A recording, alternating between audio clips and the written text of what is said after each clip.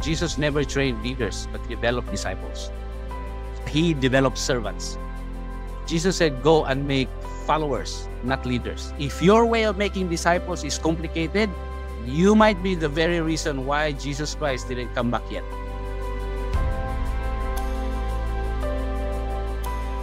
Malong, tell us about your background. I'm from Cebu, in the middle of the Philippines. It's a small island, so lots of oceans. Tell us about your encounter with Jesus. It started in the youth camp. I was invited by a friend, and then I gave my life to Jesus April 7, 1991. I got baptized right there, and then I knew that I have a call from God on the first night. And then for 9 years, I've spent in the traditional church doing almost everything except preaching.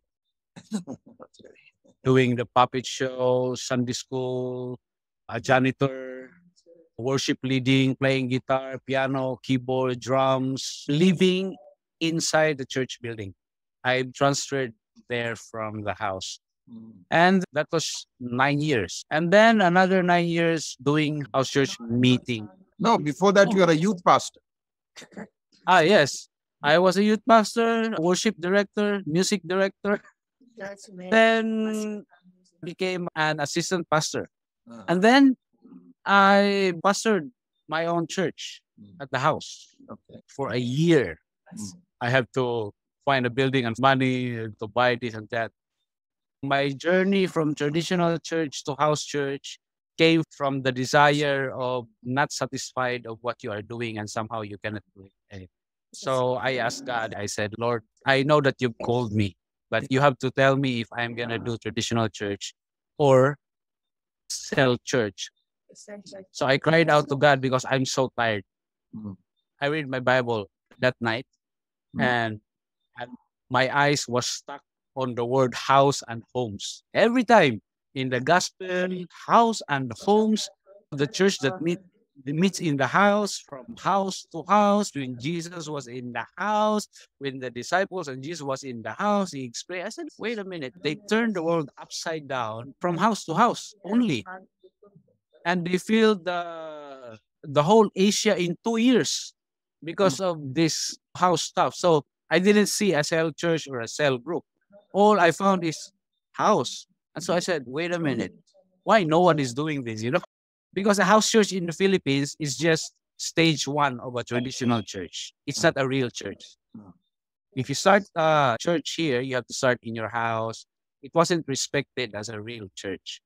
No one is doing it. Why? Finally, I said, okay, I will do a house church. So I did it. And then I couldn't find a book in the bookstore about house church. And then for a couple of days and weeks, I'm still searching from the Bible. And I wrote them about 37 pages of paper. And then I went to the bookshop and I said, would you print a booklet? And then he said, what booklet? I said, it's a house church. You don't have a book? I said, like, oh, we have a book. So I found the book of Wolfgang Simpson, the only book. I don't have the money.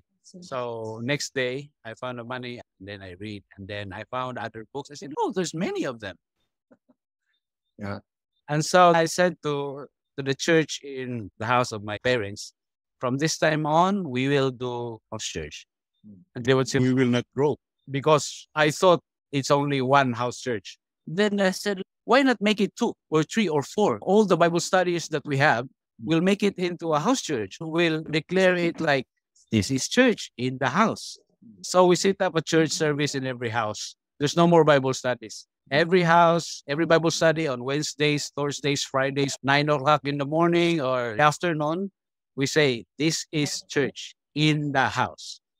And every father, I said, you're a pastor.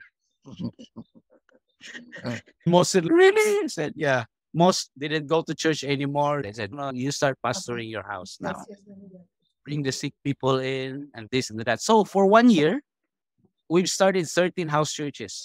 Wow. Numbering about 200 people. I've gathered them once a month. Okay. And I have around 13 leaders, young guys, old guys. And then that goes on up to 8 years. But I struggled a lot. Mm. So this is my third journey of house church. Mm. I've struggled a lot because the maintenance of training leaders, and it's hard. Then I found out I'm only doing traditional church in the house. Honey, I shrunk the church. And so I struggled again. So I found out the system I'm doing is the same as traditional church.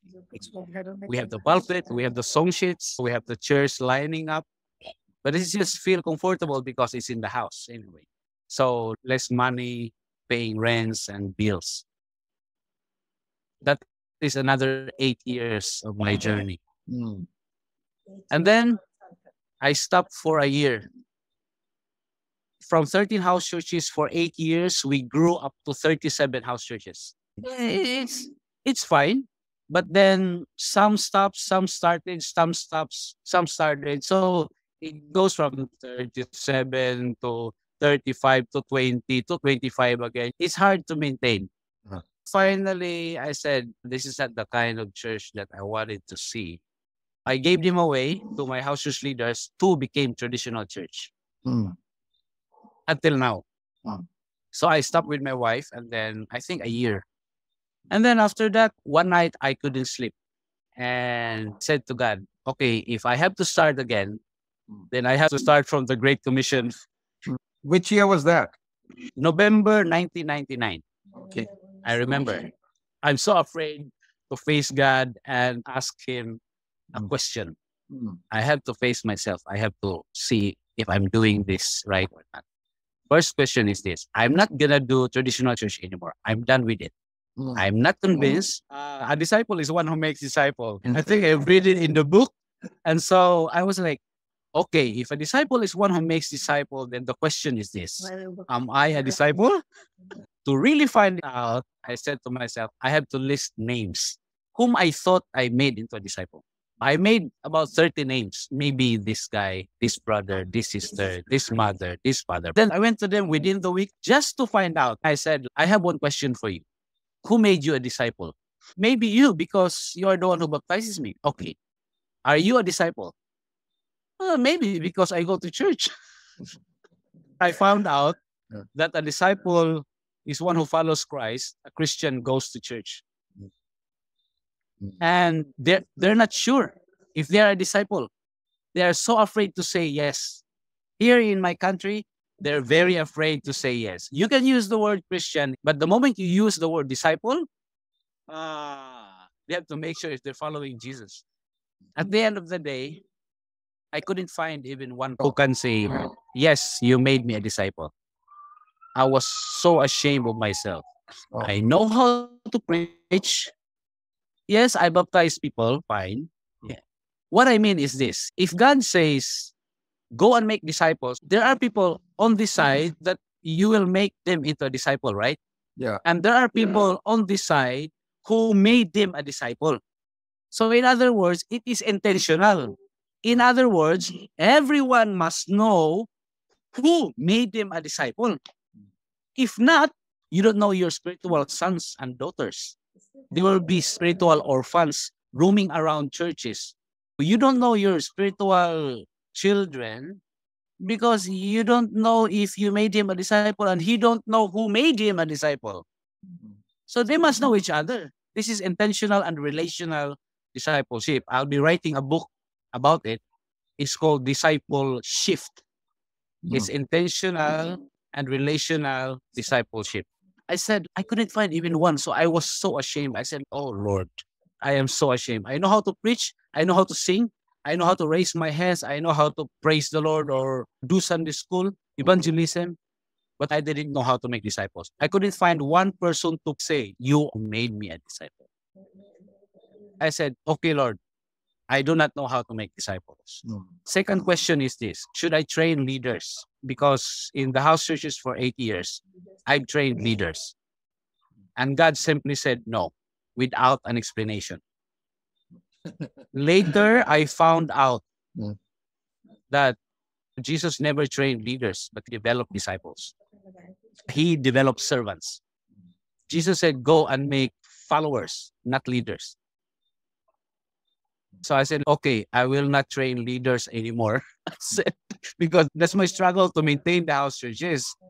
I will meet someone, I will make him into a disciple. I've tried. I met him in the mall. So we sat down together and have a meal together. And then I said, hey, I'm going to make you a disciple. And he didn't say anything. And after that, he went to his job. And then I was so frustrated. I was so frustrated that I do not know how to make disciples. I know how to do evangelism, but I've seen the big difference between the two of them. Okay. And so I said to God, I said, Lord, I don't know how to make disciples. Can you teach me? And you know what God says to me? Think like an unbeliever. I said, think like an unbeliever. And then as I look around, I said, this is a fast food restaurant. So mostly are non-believers. I couldn't understand it. But later, I said, oh, I remember. Okay. Making disciples, the Great Commission is to the lost, not the found. To the world, not the church. To those who cannot see.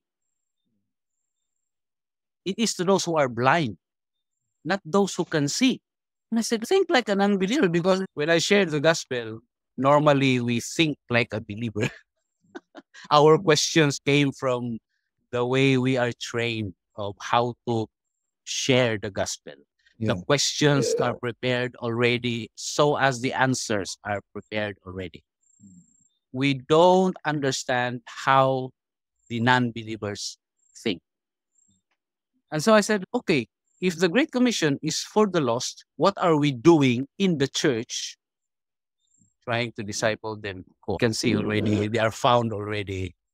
That's not the focus. We lose the effectiveness of the Great Commission when we lose its focus.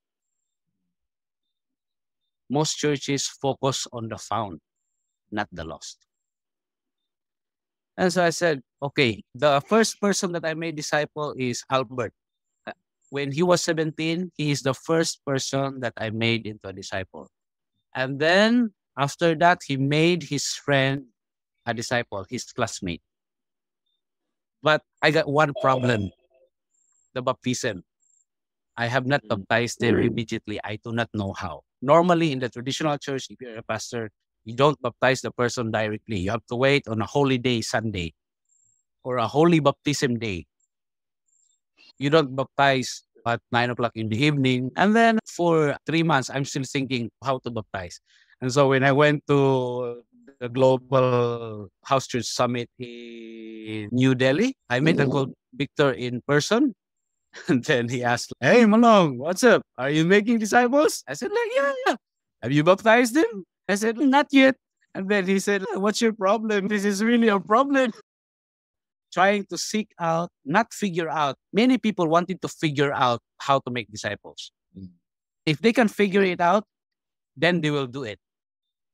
But most of the time they cannot, because they cannot figure it out.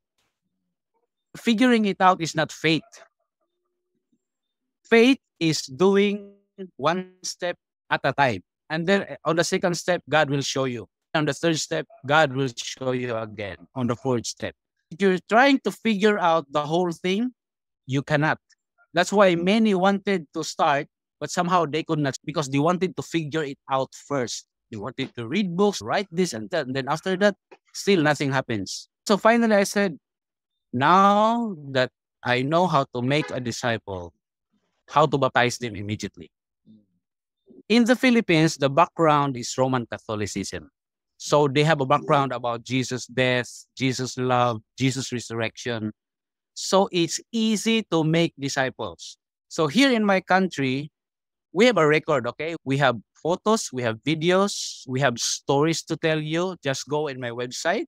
I'm a field man. I don't want just writing with no proof. I'm the kind of man, no, I have to test this, I have to try it, I have to do it. Yeah. And so the way we make disciples on record, okay? The fastest is 5 minutes. And then we baptize him in 5 minutes. That includes already the baptism. We have a video of him making a disciple of the person until the baptism. Actually, there's two of them. I said, okay, you guys make disciples. One is 5 minutes. The other one is 6 minutes.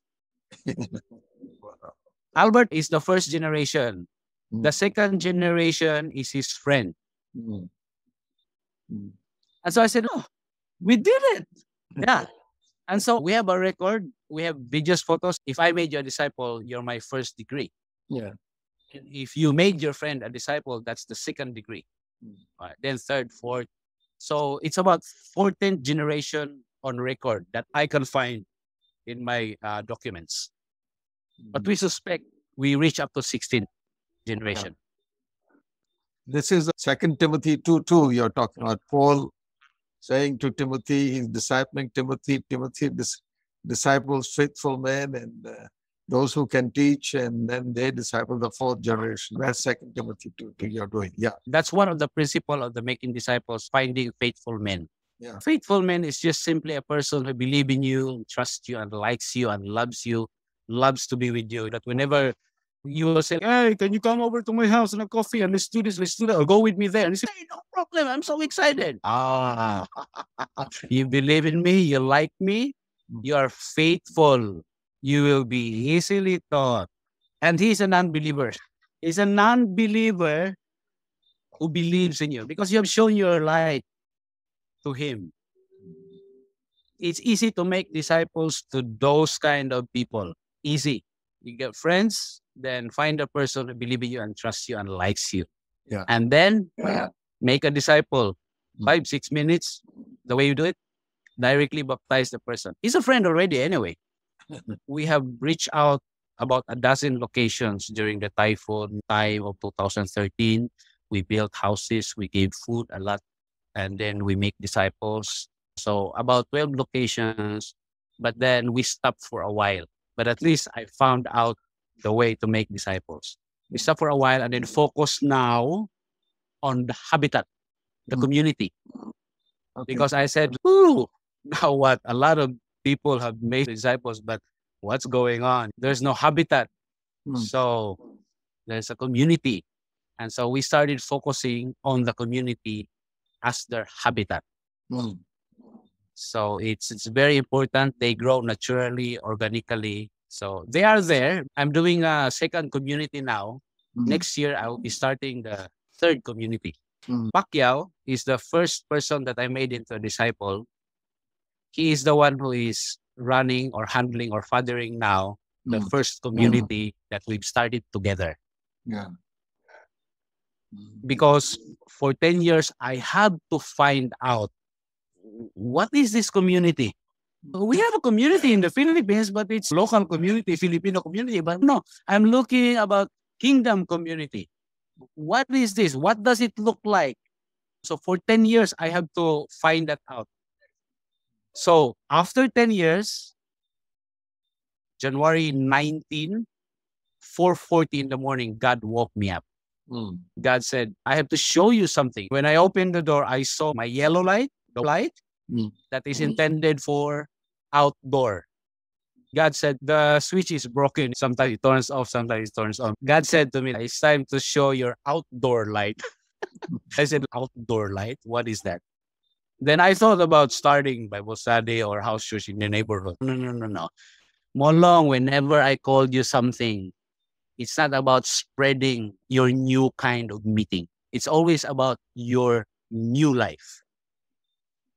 Spreading your new life, not your new ways of meeting, your new style of meeting. No. I never called anybody to do that. And so I said, another community. I said, like, yeah.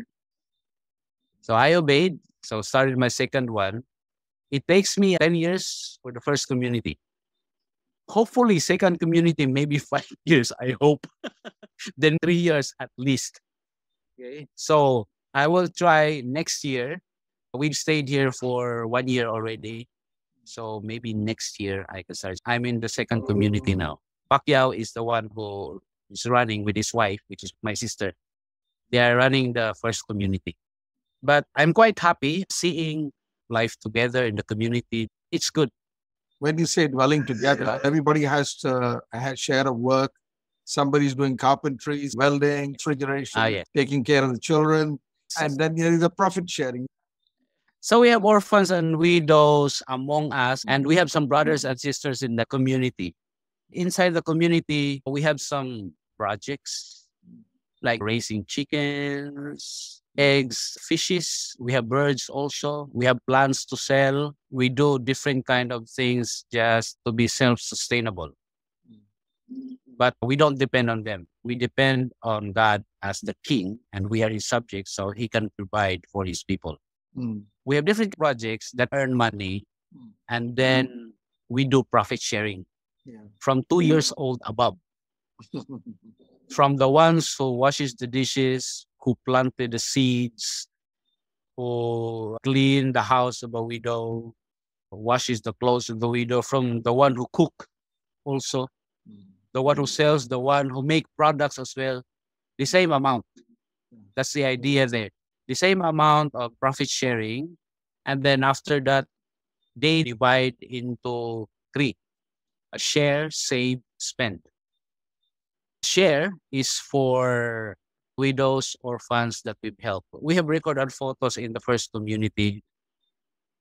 I suspect there's a dozen or more that we send some money to help pay their bills, buy medicines, give them food, send the children, be orphans in the family. That's the share part for the last, the least, and the lost.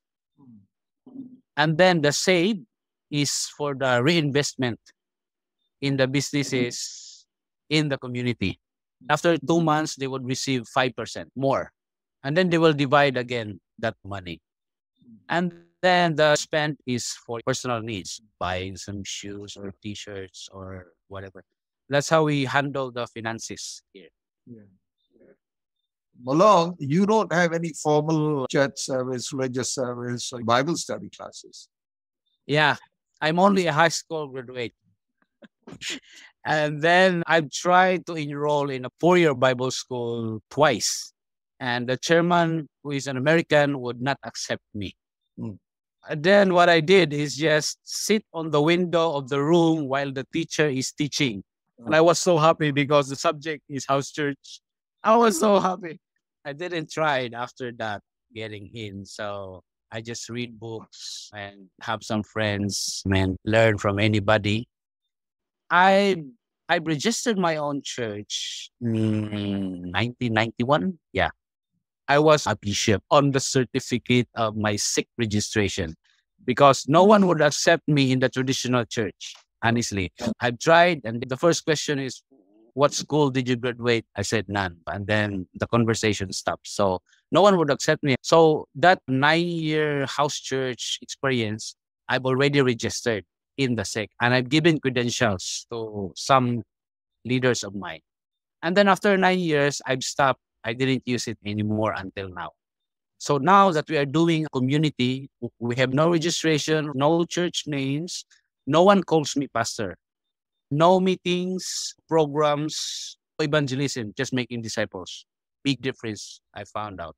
No Sunday school, just living life together. The word dwells, Psalm 103. Behold how good it is when brethren dwell together in unity. The word dwell in Hebrew is yashab. And yashab means to sit together, prolonged relationship, not a quick meeting. So it's just like a family. So in every community, there's about 15 to 20 people only. More than that, it's not a family anymore. It's an adoption home. We are not trying to build an orphanage. A child in the orphanage is an orphan. An orphan in the family is a child. So we are a family, and families don't do meetings. We just meet a lot. And the word of God is a conversation every day, every meal, doing things together. It's a lifestyle sharing of the word of God. Every day you can ask, what have you read last night? Who did you pray last night? Who did you help yesterday? All the questions are like that. What have you learned yesterday? What did God say the other night? The leading of the question is, I have to pray. I have to read because everybody is asking me. And so while they do things together, that's the conversation. 80% of your population is Catholic. So what's the response from the Catholics? We are hardly known because we don't have big speakers. We don't do big stuff like crusades. Because also at the same time, when we made them into a disciple, we don't get them out from the religion.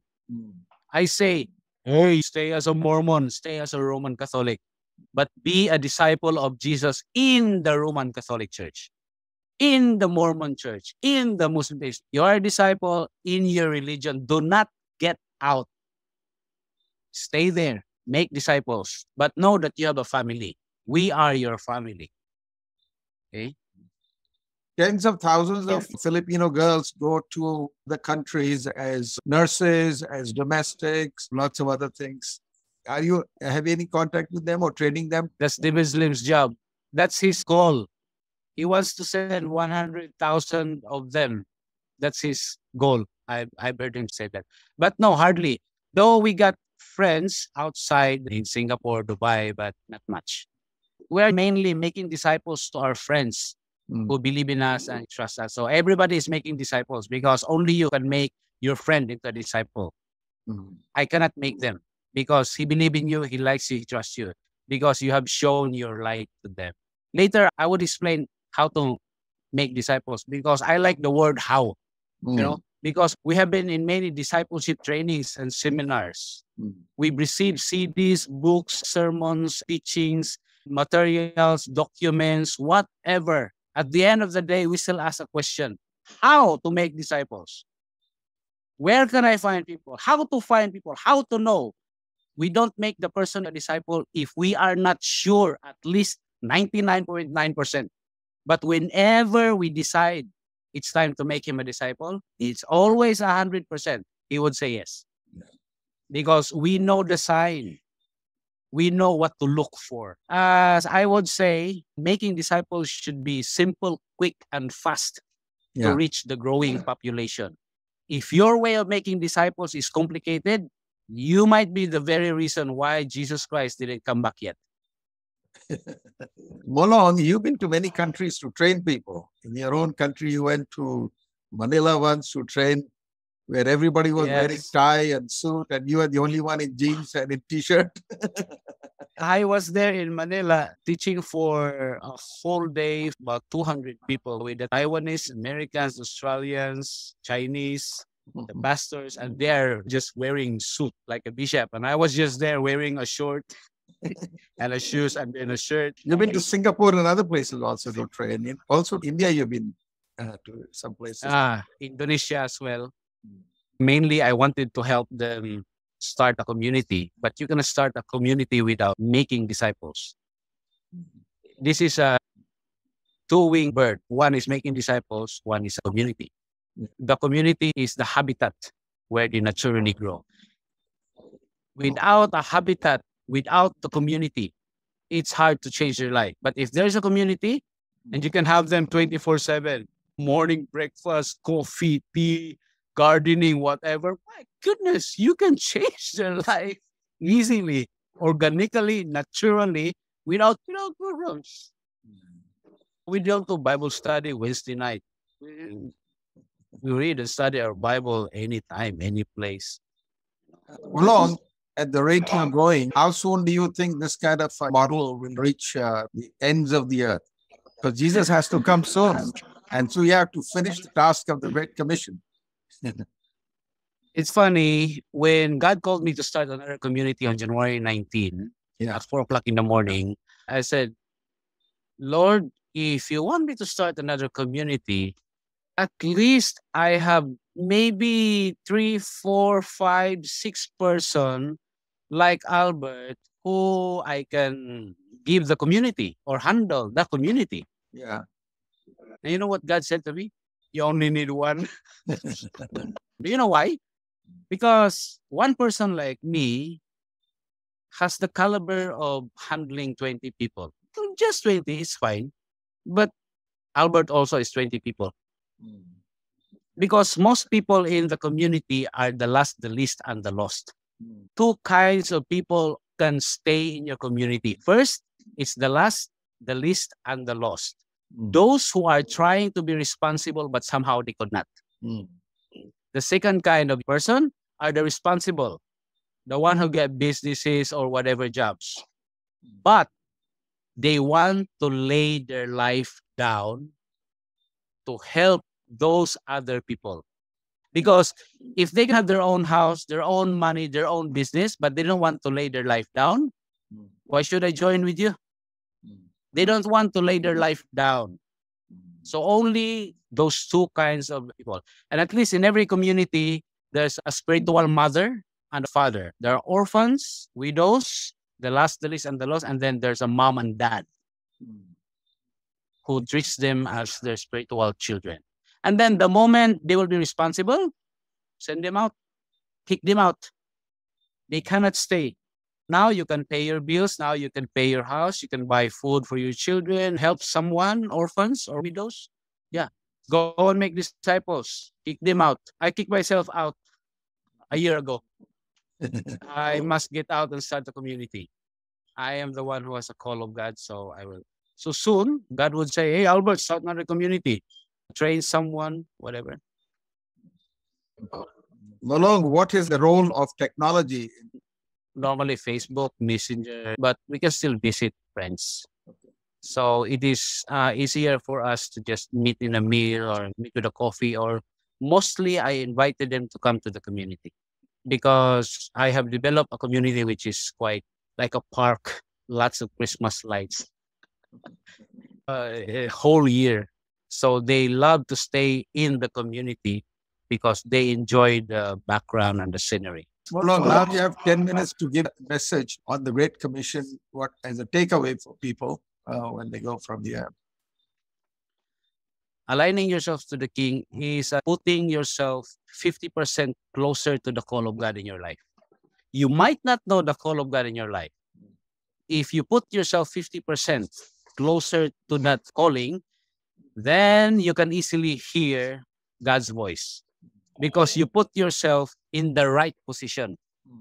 Many wanted to hear God, but they have not put themselves in the right position, so they cannot hear God. So when Albert and I started sitting in the car, going somewhere, he shared about, this person is hard because the attitude and the character. And then as I listened, I said to him like, just practice dealing with the person because it might not be him or her, but it might be other people as well. There are always people in the community who are hard to deal with, but you just have to practice. What's important is they are inside the community. When they are inside, they are submitting themselves. Invite them, encourage them to stay in the community, to sleep for a night or two. Because every time you get coffee, you can talk to him. You are not only teaching them about God, but also teaching them how to live in the community, because everybody's aligning themselves. If they are in the community, you can talk to them anytime because they don't know what to do. Help them. When I said, what's your dream, Albert? And then you said, I don't know. I have to sleep more. I said, good answer. Because if you said starting a community or running a community, then that is my vision. That is what God has called me to do. You cannot be influenced by it. When it comes to God's calling, it will be God who will call you, not me. Not everyone is called to start a community, but everyone is called to be in community. Because that's your habitat. You have to be with the same people like you. Yes, you can preach, you can go evangelism, but hey, we're a body. The hand cannot say to the foot, see you next Sunday. We should be a family. We should be together just next door to each other, just walking distance. The reason that they can have meals together every day because they just live next door to each other anyway. Yeah. Surely God will be in our midst. If the distance between you and me is just a walking distance. So in due time, if God would say to you, Albert, run a community, what would you say? He would say, I've been there 12 years already. But if you are not putting yourself in the right position, you will say, what is that? What does that look like? What do you mean by that? Because you have not aligned yourself to the king. But this time, you are there, then in due time, God will call you. You will say, okay, I'll do it. Or he say, Albert, start the community. Okay, start the community. So everyone must be in community with one another, really dwelling together and living next to each other, not far from each other. So I hope your question is to the ends of the earth, spreading communities. I don't know, maybe one or two communities in every city, because our cities are small anyway. I asked God, we are not yet perfect, and you wanted me to start a community. We are still fighting each other. We're still sinning each other almost every day. And God said, you're fine. That's what life is.